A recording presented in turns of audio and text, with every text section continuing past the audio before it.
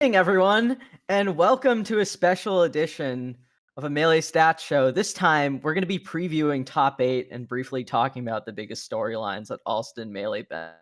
Wheat, Ambi, thank you so much for joining me. I'm here, Edwin Budding. We're here to talk about everything cool that's happening at Allston Melee Bender and what you should be looking out for the rest of the event. How you guys doing tonight? I'm doing great. I've got a beer in my hand for the Bender lifestyle. Not the first alcohol I've had today, but I feel like I had to have something on stream for the boys. And Likewise. opening with a Smash GG bottle opener.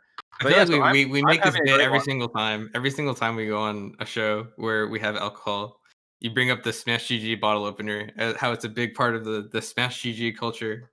It's a big part of my brand as a human. I really feel like such a wiener. You guys are like outdoing me on the alcohol front. I'm just having tea tonight. You guys, I should have came prepared. Well, how about we talk about the tea, aka what's been happening today in bracket. So Yeah, Edwin, what's the tea on the Allston Melee Bender? Well, the first thing to bring up is the return of Samus, specifically one from New Jersey.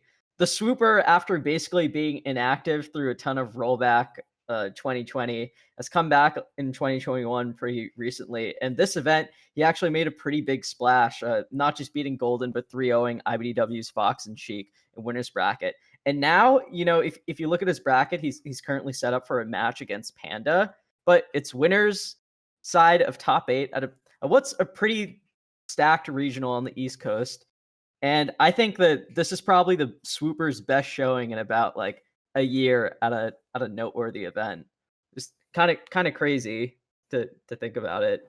Yeah, I think it's pretty great when you think about, several months ago when our good friend the Crimson Blur mentioned that Samus as a character was just utterly dead. There were no Samus players. None of them were entering.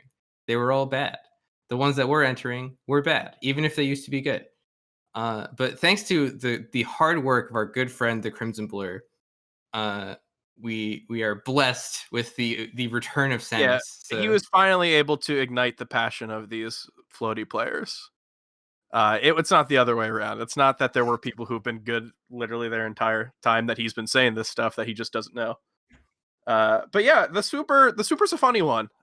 Because my immediate reaction to hearing his win over IBW, it's gonna be rude, but I do like the Super. I think the Super's good, but it reminds me of when the Super beat Hacks. Do you guys remember that?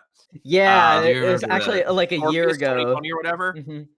And like, this is not a Swooper thing. I think he's a very good player, but immediately I'm just like, this doesn't really count, right? Like, as a loss. When I evaluate IBDW for a future event, I'm not going to be like, oh yeah, I don't think he's going to do well. He lost to the Super. I'm going to be like, he's probably going to do fine. He just had a Samus loss.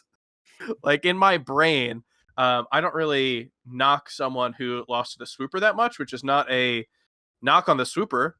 It's just like this weird part of my brain that thinks that Samus losses don't count in a post-Duck world.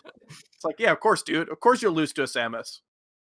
I do think that Swooper had an especially good run this tournament, though, because I think that the big thing is him beating IBDW. Independent of the character selection of that match, it's a very impressive win. But notably, the Swooper also beat Golden, which, like, Golden was very angry about it. Yeah, he was very upset. Golden did not have a good day today. I'm sorry, Golden, if you're listening. It happens, man. But if you asked me before the tournament, like, Golden versus the Swooper, who do you got? Like, I would have gone Golden for sure. So the fact that the Swooper has made this run through like Golden, IBW, and Kikoho is like, whoa, pretty impressive from our friend the Swooper. I mean, Edwin and I talk about this, and then Ambi, you are from here, so you know this better than anyone. But like, laws don't exist in Jersey. The laws of Melee that like usually govern how everything works, it like passes by Jersey. It does, it's part of Melee. They play Melee there, but the Melee they play there is different. It's like how when you're in an airport, like money doesn't exist. Like you pay $18 for a roll of sushi, and you're like, I guess this is fine. Like the way that Jersey works is that their best players are gonna lose to like their 18th best player, and you just have to accept that that's true. And then the second you start to think that someone's going to lose because they're falling off, they're then back to form. Yeah, it really is the twilight zone of Melee. I think there isn't a single region that's like more confusing to evaluate than New Jersey. Yeah, like every single PR season, just chop up all the names, put them in a hat, and like it really that's does feel like probably that. how it is. It's like what was it? B-Bats and Tommy are like Yeah, like 10 what the and hell? 11 on the PR right now for New Jersey, which is just Yeah. insane to me if you look at both of their results. Like, like Tommy's beating like Lotfi, like B-Bats is beating like Sunsei, but like everyone just loses randomly to everyone else in Jersey. So it's just like Etai is going to go from like 2nd to 15th to like 4th. It's like I think New Jersey's the only region in the world where someone could go 0-2 at a local, but if they get like the right bracket at a regional with East Coast talent, like they might win. Nothing I think shows this more than the quarterly wrapper that Acidics won last year as the 18th seed. And it happened as a result of the Swooper losing early and then going on a monster losers run where those two ended up like it was the number 1 seed, I think, against the number 18. And they had this was like, the timeout set, right? Yeah, like, this was crazy like, back and forth grand finals. Definitely recommend to watch. If you're going to watch anything that features the 99th best player in the world and an unranked player, that's probably the set to watch. But an unranked player in New Jersey, that's Jersey doesn't count. But speaking of which, we actually have some unranked players who are in our top 8. Some players who they were around when we had the top 100, during LAN times, but really, really popped off in the online era. So like Aklo, that's one of them. Obviously, he's a big name. Ben as well. But Dr. Lobster and Kikoho, both people who have been around, had wins in the LAN era, but definitely like sleepers compared to the Aklos, Bens of the world. Yeah, definitely. Yeah, absolutely. With Dr. Lobster in particular, when before online events became more solidified, Dr. Lobster was one of those guys that I saw in kind of like what I like to call the gray goo of like just outside the top 100 sheet players. So it's like it's like Dr. Lobster, Juicebox, like this massive swath of players that were all like maybe not top 100, but like they could take sets from top 100 players and maybe with the right bracket get like a big major showing. But then when rollback came around, that like Dr. Lobster in particular just kind of like disappeared for a while. He wasn't I think he's lately been taking competing a little more seriously. Kikoho and Dr. Lobster actually played earlier at Calvar Cup, and Dr. Lobster ended up taking that. But Kikoho was like one of those guys who, again, when LAN was around, I think he was just a level like he was regionally ranked in Connecticut and everything, and his like big claim to fame was beating Dreffen. Mm-hmm. You know the story behind that set? Dreffen after that set was so I'm funny. familiar with it. Where Dreffen just had no idea who Kikoho was. I think he was talking to like Swiftbase or something after the set. And Swiftbase is like, "Oh, like, are you still in?" He's like, "No, dude, I lost to this Marth. He did this." And Swiftbase was like, "What?" And Dreffen was like, "No, dude, you don't understand. He just did this. I didn't know what to do." So that's the original story behind Kikoho Dreffen is he just dash danced on him. So I'm actually pretty interested in this run back between Dr. Lobster and Kikoho because he may just dash dance on him again. Who knows? We'll see. Dr. Lobster was always one of the I agree with Edwin. I wouldn't call it gray goo. I think that's weird. I think he's weird for saying that. And I think gray goo. We won't associate him in the future because of saying gray goo. But all right, I'm gonna take a drink every time I hear someone say the words gray goo. I'm not really about this. 5 right now. But Doc Lob was always this player who I thought could pop off. The fun thing about the top 100 is that every year it feels like you're like, okay, so this is the top 100 this year. Next year it's going to be like the player who's like 102 or whatever is going to make it. But the really weird thing is that like it doesn't always follow that. Sometimes you'll get like sleeper players who've been good in their region for like 10 years and you're like, yeah, they'll never, like get to that level and they'll just end up being like top 60 in the world. Yeah, it's very random. Doc Bob was always the person I thought would just like be a sleeper, and then suddenly it'd be like, wow, Doc Lob's like 67th on the top 100. Huh, when did that happen? So I'm not totally shocked to see this, and seeing her versus Kikoho, yeah, could be very cool. Kikoho, who Anok and I, we had dinner with him at Shine. At Shine. Maybe he used like the inspiration from dining with us at that Thai place to beat Dreffen. Yeah, 2 years ago. I was at the Thai place at Shine, dude. I loved that place. I ate there like Yeah, that literally 4 times. No, no that's no no no no. that's a Thai place in Worcester. Yeah, Worcester I actually think Oh, has is it? better Okay, different Thai place. Thai than Boston. But My yeah, favorite thing I about remember that. he asked the waitress if he could order both an appetizer and an entree. He was 16-year-old. He was so young. He's like, is this allowed? Yeah, like what you gonna tell him? She was like, no. yeah, no, sorry, we actually don't want this establishment to do very well. You can only buy one thing per person. Oh. So let's see Speaking of if players it's like melee logic works out better than his real life restaurant logic. Speaking of players in top 8, it's probably worth noting that Ben and IBDW, at least per IBDW's own words, are not going to play. IBDW is going to be DQing from the tournament. So we'll most unless something changes, we'll most likely see Ben end up playing the loser of Super versus Panda. I think both of those would be really exciting. Ben versus Swooper and Ben versus Panda. Because Ben Panda would be the run back, right? Because Yeah. Ben was the one that or Panda was the one that knocked Ben into losers. And the Swooper versus Sheik would be very fun to watch, I think. I will say Ben must be feeling pretty great because I'm fairly certain he broke like a massive losing streak against Cobalt to Yeah, make he top did 8. to make top 8. He 3-1'd him. Yeah, what was he like 4-0 against him before this tournament? So Yeah, that something must feel really good. I feel like there's something like you get like a power up when you beat someone that you haven't beaten in like a really long time, or What even if just it's someone that Cobalt? you've never. Is that a separate power up, or is that negated somehow? I don't know. Cobalt. I know Cobalt is kind of like up and down, but I feel like just historically, Cobalt is one of those players where like if he has your number, he has your number like forever, right? Yeah. So like if you end up snapping the streak against him at some point, like on one hand, maybe like it was bound to happen with enough sets, but like it's also one of those things where it could easily just get worse every time, right? I legit think like Cobalt could have a 127 hours type thing and just like not have an arm and not play melee for years, like just get lost in the wilderness and like come back. And it's like, oh yeah, he like 3-1 Gatsu at this at the Polarity Weekly. And I'd be like, yeah, that sounds about right. Cobalt, who like has not been in Civilization for 3 years and doesn't have both of his it's like what arms. happened to Bladewise when Silent Wolf came back for like the 2 weeks. Yeah, that was the where, first like, example I thought of. He didn't play for a year and then he beat Bladewise again, and like Bladewise like started crying or something about how he couldn't beat Silent Wolf.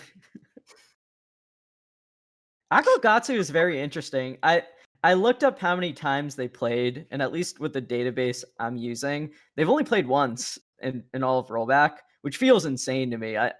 In my head, I would have expected them to have played a lot more against each other since they've been so active. Aklo won the last time they played, but Gatsu's been like on a really big tear lately. He's won a ton of weeklies. Yeah, the past few weeks. Yeah, Gatsu's like always been one of those players who we knew were good, knew was good, but without having seen him recently at some of the larger events, it was hard to kind of tell, especially when you have people like Aklo and Ben, whose like stock has been rising since we last saw Gatsu. But Gatsu just did the Gatsu thing where he shows up and he's just shows that he is actually still really good. So I wouldn't be surprised to see him. I could see him take the entire thing, especially if he does face the Swooper in winners finals. Like, I think that Aklo is going to be a super tough one. I think Aklo is like a top 20 player of the active North American players.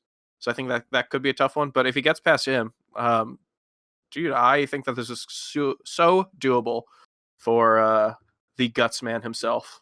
Yeah, I think that this is a particularly interesting top 8 because it's one of the rare ones where I feel like the person who's going to win it's very, very uncertain, right? Like, I think usually like there's one or two candidates that you would expect to be like easy picks for like winning the event. But like just looking at like the different bracket paths, there's like a lot of very interesting possibilities for different players to win. Like if Panda wins this event, that would just be ridiculous. But yeah, he has the Swooper into like a Fox Ditto or a Fox Falcon. Like I imagine Panda probably pretty comfortable versus Falcon, right? I mean, he lives in Florida. I I don't know. I haven't watched that much of Panda versus Falcon, admittedly, but that's an interesting one for me at least. Is Panda Gatsu? Well, to piggyback off what you're saying, Ambi, I think that's so true because, like, but I will say, like, the people I would have picked to be favored to win the event, they have pretty tough matchups ahead of them. Like, Gatsu against everyone else in this bracket, I'm pretty confident in him. But the guy he's playing right now is like, that's a tough, Yeah, that's scary. that's a tough test. If I were to guess, like, based on the paths available, I mean, Aklo would probably be the favorite, but he doesn't seem like Omega dominant against everyone else, right? Like, I he mean, I just think it seems comes like down to this winner semis match, right? Like Aklo, Gatsu, whoever wins that, their chances of winning the tournament like jumps drastically. I don't know. I would say, like, when you talk about like who's going to win the entire tournament, I think it just comes down to like who could do better versus Ben, because I think that Ben is so good, but I do think that he has a couple more roadblocks than like Aklo Gatsu, which is what it comes down to in my mind when you have so many players of the same like skill tier. Because I think that Aklo is so good versus Sheik, and I think that Gatsu has recently beaten Ben at his tournaments back. So Ben has to overcome coming from losers and then playing probably both of these players if he wants to win. So it really comes down to that, right? Like which of Aklo Gatsu would have an easier time with Ben? Yeah, I think both of those are really tough, like mentally for Ben, because I know that Mhm. he's had pretty heartbreaking sets with the both of them pretty recently. So I think regardless, that's a very difficult. Like I think that's like the big wall for Ben, right? Because I think Ben has a decent shot of winning this tournament from the spot that he currently is now, considering he has a DQ. But the loser semifinal, regardless of who it is going to be very, very difficult for him. I think if he gets past that, it's like a lot nicer for him in the bracket compared to otherwise. I kind of like this top eight that we have, and I know a ton of it came from like a lot of DQs as Mhm. well early on in the event. But in a weird way, I think it's shaped up for like an interesting combination of players that we otherwise wouldn't normally get to see. And this is something that we've talked about a lot, like together privately, but also publicly. Like when you put a bunch of players that are kind of in the same skill tier in a bracket together, like it creates a lot more like variety in terms of like the matchups that you get to see and the potential outcomes versus if you just have like Zayn versus someone else and one side of winners and IBDW versus like another person, Mhm. like with familiar names. I think especially this is a good event to like remind people that like the people who are not super active during a lot of rollback are still good, or if they were slumping for a little bit, they can still come back. Their passion for melee doesn't just like disappear forever. I think like the presence of people like Dr. Lobster, Kikoho, and the Swooper in this top eight, I think makes for like a really exciting dynamic to add and watch Yeah, it throughout almost it. feels like top 8 qualifiers at a major almost. I don't know if it's like kind of a weird way Hmm. to describe it, but it's like I don't think that this is like a like superstar players versus people that made top 8 and it's a big deal. Like I think that everyone has like a very interesting shot at the sets in front of them in this top 8, which I think makes it much more interesting than a lot of other top 8s we've seen recently where like there's a couple of players that are like just going to roll everyone, and like then losing in the event of them losing would be really exciting, but generally speaking it's like pretty set in stone. But this is sort of like the stakes are like still really high for every single set, so very interested to see what happens. Yeah, I mean, like the cool thing is that I could feasibly see almost every player being able to win the tournament here. Some obviously more than others, but this is like a total toss up. I talked about that. I think that Gatsu, Ben, and Aklo I think are probably the most likely, but the Super is super good. Dude, Panda, this could be one of those tournaments where he randomly decides that he's going to like be super good again, because he is like the zaniest player to watch. Sometimes he can just like really turn on this weird melee juice and just like roll whoever he's playing. Edwin and I were watching Genesis 7 in our Genesis 7 hotel room. For some reason, we weren't in the venue at the time. We were just chilling. And we saw on the big screen that we put the stream on that it was going to be Axe versus Panda. And as a joke, I think we were like, oh, Panda's got this. And we're watching like the dumbest set ever. I mean, okay, not the dumbest set ever. We've seen so many dumbest sets ever. But it's just so interesting how like you put that against RTD versus Axe. That was a very different set. So different. Like that was RTD was like knew everything a Pikachu was gonna do and like knew all the counterplay, and Panda was just as Edwin and I like to put it, he was doing the zany emote, which was like I don't know how to Yeah, the tongue sticking out emoji. Discord, that is exactly how Panda plays. He'll get like a 1-stock lead versus someone like a top 10 player, and he's like, all right, time to nair at them in the corner. It's like, oh. Yeah, Panda can be up like 3 stocks to 1 game 3 against a top 10 player, but when Randall comes out on like the right side of Yoshi's, like, oh boy. Time to go waveling on Randall a bunch of times. Like a dog or something, like seeing a treat. Like, all right, I'll get back to this. Someone's later. Gonna get mad at us for that comparison. Good. Who doesn't I'm like a big dog? Panda fan, dude. Panda is so sick. Yeah, he's a nasty player. If I didn't like a player, I wouldn't talk about them here. I'll do that in the depths of Discord somewhere. But yeah, I am sort of interested to see this potential avenue for the Swooper to win the tournament by playing only Fox players for the remainder of the tournament. Because that would just be so funny. Aklo would be a bit of a tough draw for him, though. I know Aklo had like, I think Aklo might have their lifetime head-to-head. I'm gonna actually check on that. That's the only like, because I feel strangely confident in the Swooper against Panda. I think it's funny that you mention him, because I was gonna add that like the closest thing that we've seen to the Swooper versus Panda was Kata versus Panda, which is not very pretty. And Kata has like beaten him very solidly. Now, granted, Panda has gone other characters against him, but based on the sets I've watched, I'm inclined to think it was more of like a, I don't want to play this.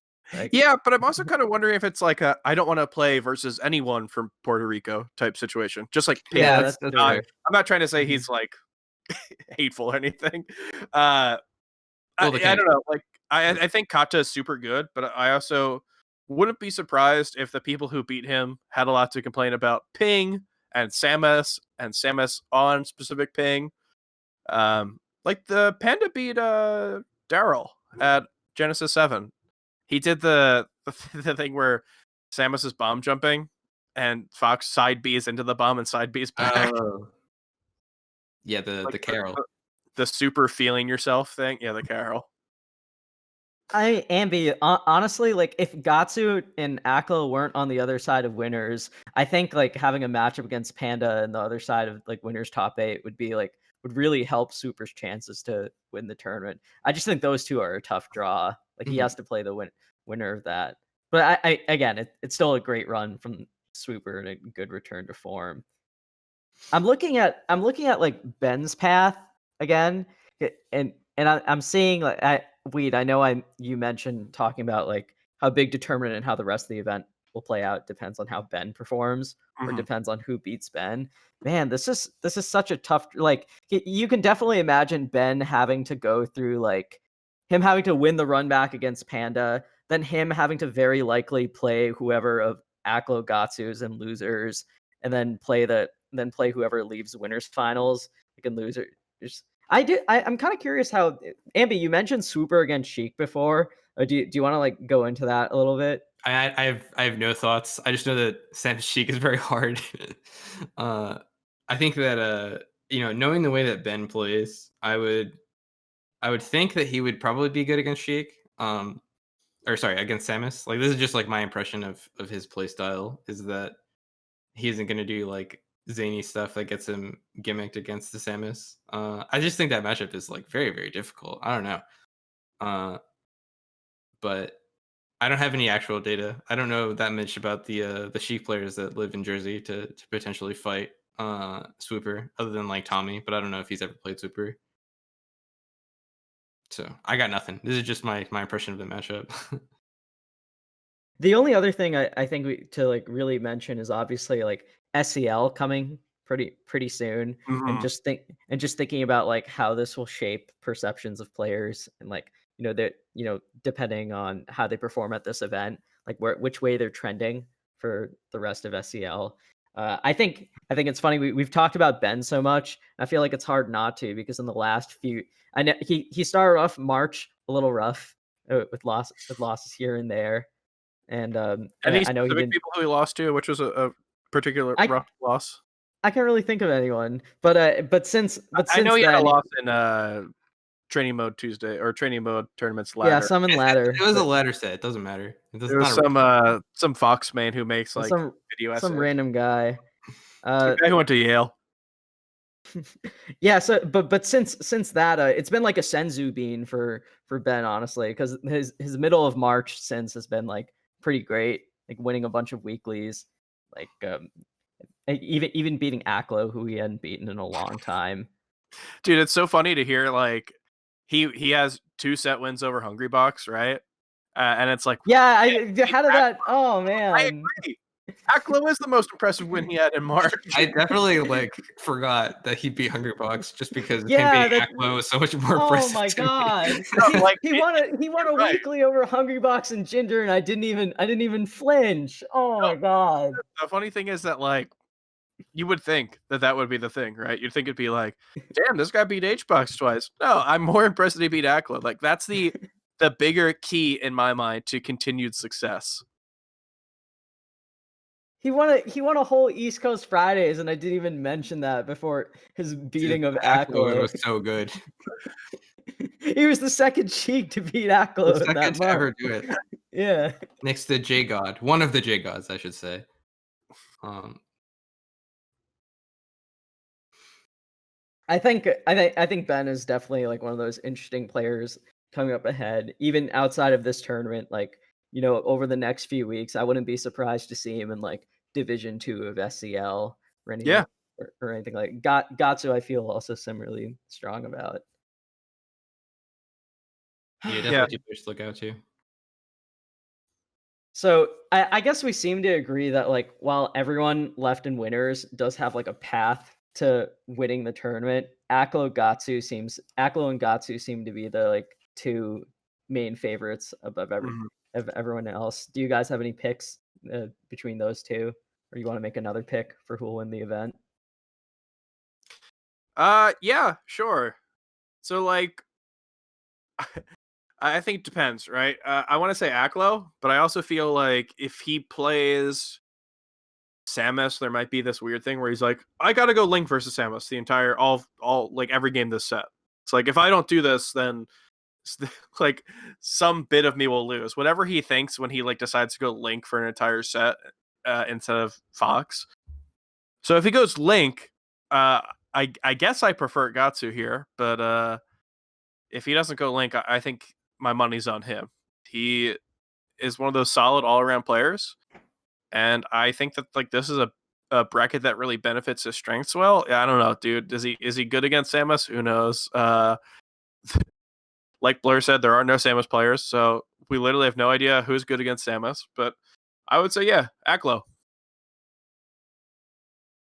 I'm gonna go big just because it's a nice soundbite.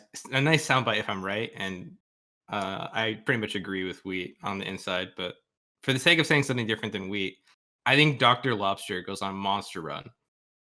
I think Whoa. he beats Kikoko. He beat oh my god Kikoho. He beats Gatsu. I love how you can't go too crazy. You're not willing to be like, oh, Kikoho will win the event. I think Kikoho might beat Dr. Lobster, but I think I could see him getting like up to fourth. Beyond that, I think it's a little bit too much of a It's call. funny how like, no offense, of course, I think all these players are super good, and like I said, I think all these players have a possibility to win it.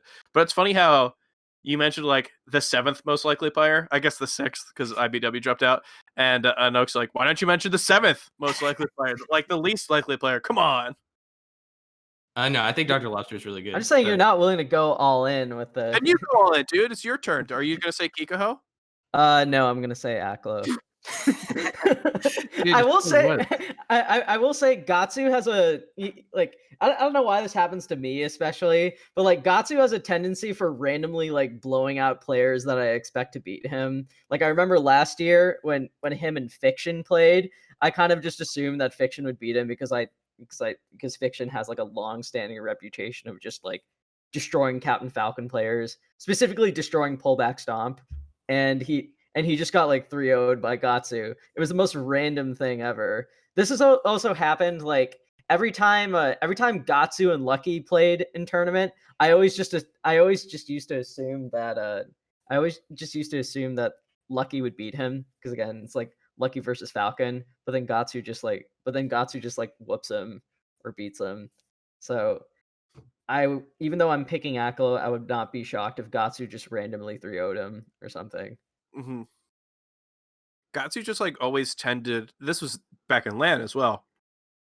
Always tended to have like these really, really good wins, and then never string them together all in the same couple month span. So I don't think he ever got the hype that he probably deserved, because it was like, oh, he beat Zayn, and then oh, I guess he beat SFET or something. Like they never felt surprising, but they also never felt like guaranteed in a way. So I think kind of I really get what you're saying here, but you still pick Aklo? Yeah, I just think it like I think his hardest opponent is now, and that probably says a lot, right? Mm-hmm. Because he's still favored. Yeah. If I were to guess. I think that this is a very difficult one to call. I know that's kind of a cop out to be in a top 8 preview and to be like anyone could win it. Just whoever plays better. Cop out might be saying Dr. Lobster, to be honest. He is very good. They're all good. That's what I'm saying. We got like 12 minutes before top 8 starts, so why don't we take some stream questions?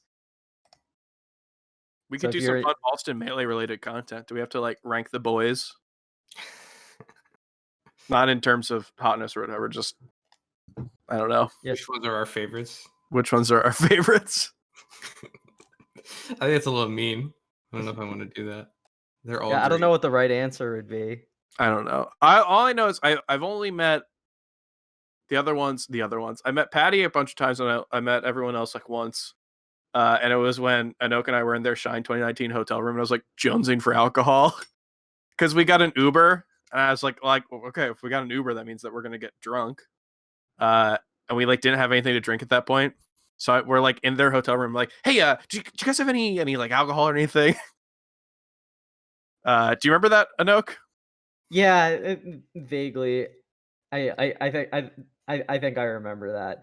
I think I remember like sitting by the window and literally saying nothing and just kind of like zoning out because it was really late.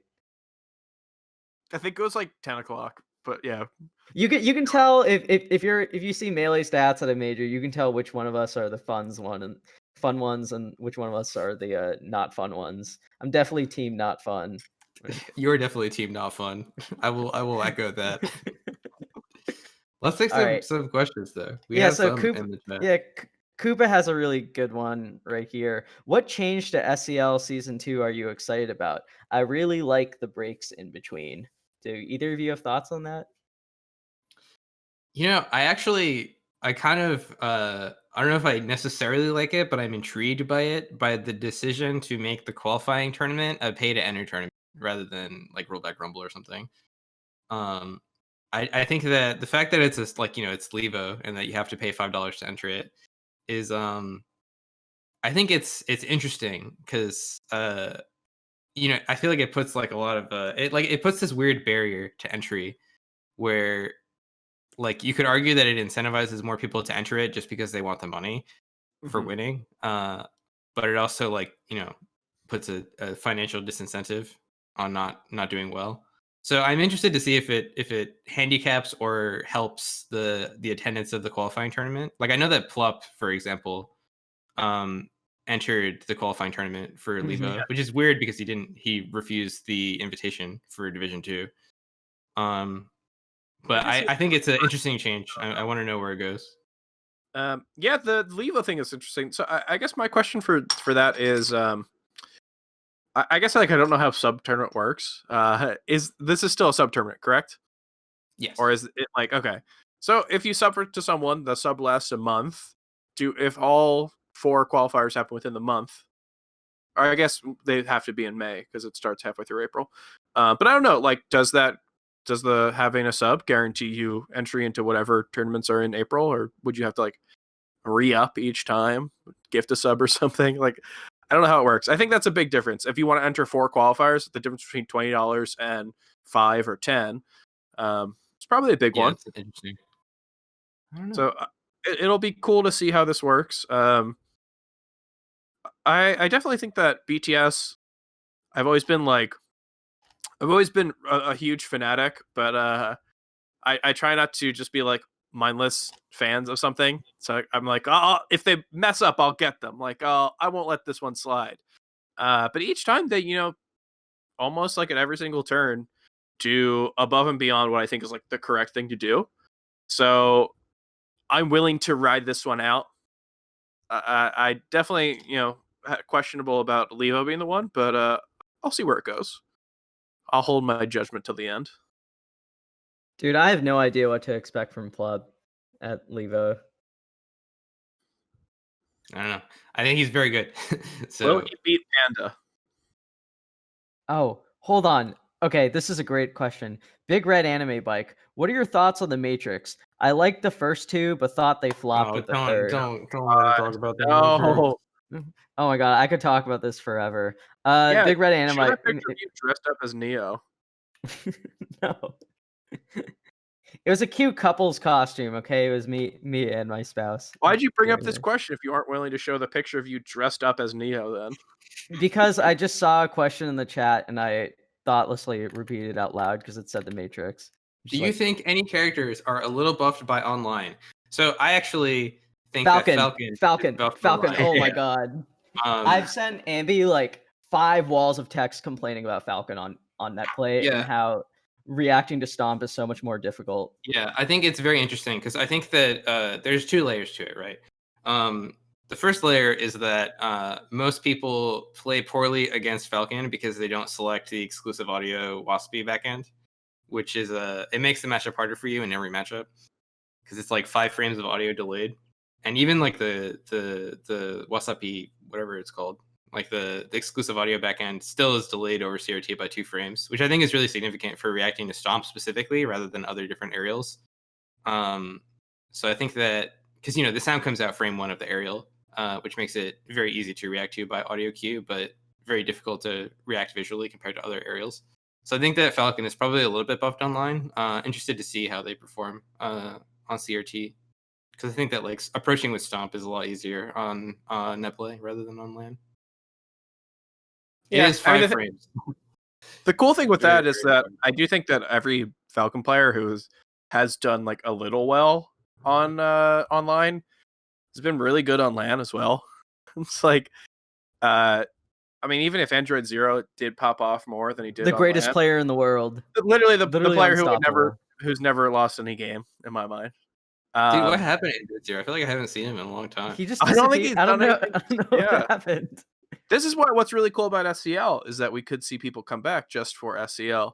I want Android Zero's stream back. It was so good. He would destroy people, and then while in between sets, he would wait and he would watch like car wreck video. It was like car dash cam videos on YouTube, and he was like, "Wow, you should put on your blinker there." It was great. What entertainment! All right, we got about 5 minutes left. Let's see if we can find any more. Yeah, I don't have the chat open because I'm afraid people are going to be mean to me. But if you find a I good opened one, it like right. Yeah, I think you're the least likely person in this panel to receive mean comments. People just tell you how nice your hair looks all the time. That's literally it. I appreciate it. Let's see. I'm gonna assume none of you guys saw Godzilla versus King Kong. I did not. I did not. I did not either. What if we just lied about it? Like, I'm sure we could. No, I'm sure yeah, it's I not saw that it. complicated. Just talk for 4 minutes. I was Kong all the way. Shocked by the ending. How could that movie? That seemed like that movie end in a surprising way? what possible ending of Godzilla versus King Kong would be like noteworthy? I don't Dude, know. What What if if they both explode? That'd be crazy. Dude, we probably sound so ignorant right now. There's some like super fan that So understands. ignorant about Some King super Kong. fan? Yeah, Yeah. some super These guys fans don't gonna get understand mad. Godzilla versus King Kong.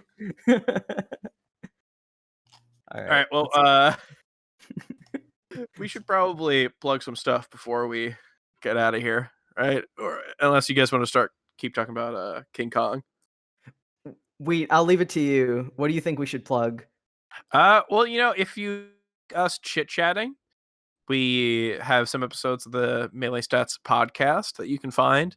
And actually, I would say we had one just this past week talking about, or 2 weeks ago. What is time anymore? With Dr. Z, we talked about the Melee Stats March Madness bracket that we did about the greatest set, and we looked forward to the SCL. We talked about the SCL announcement. Look forward to SCL. And you can find that on Melee Stats Archive on YouTube. If you want to see our video essays about the game, you can subscribe to us on Melee Stats.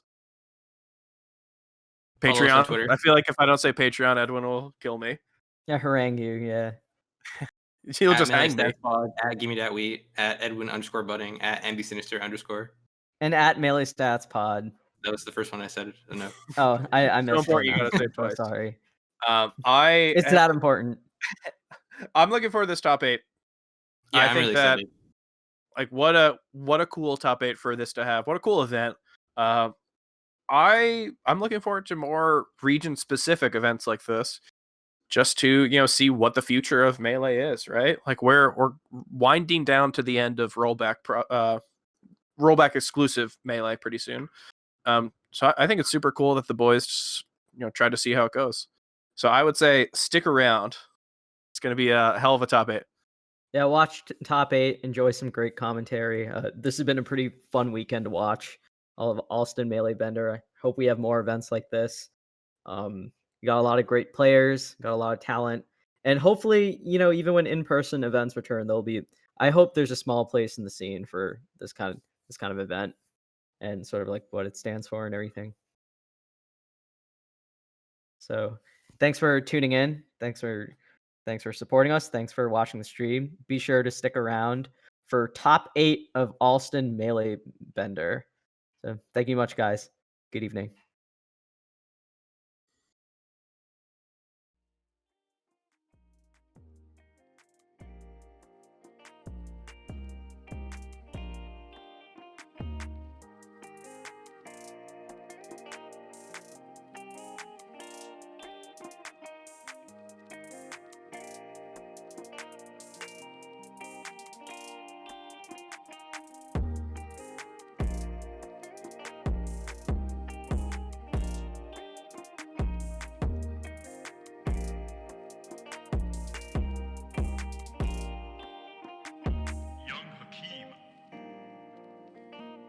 On the beat.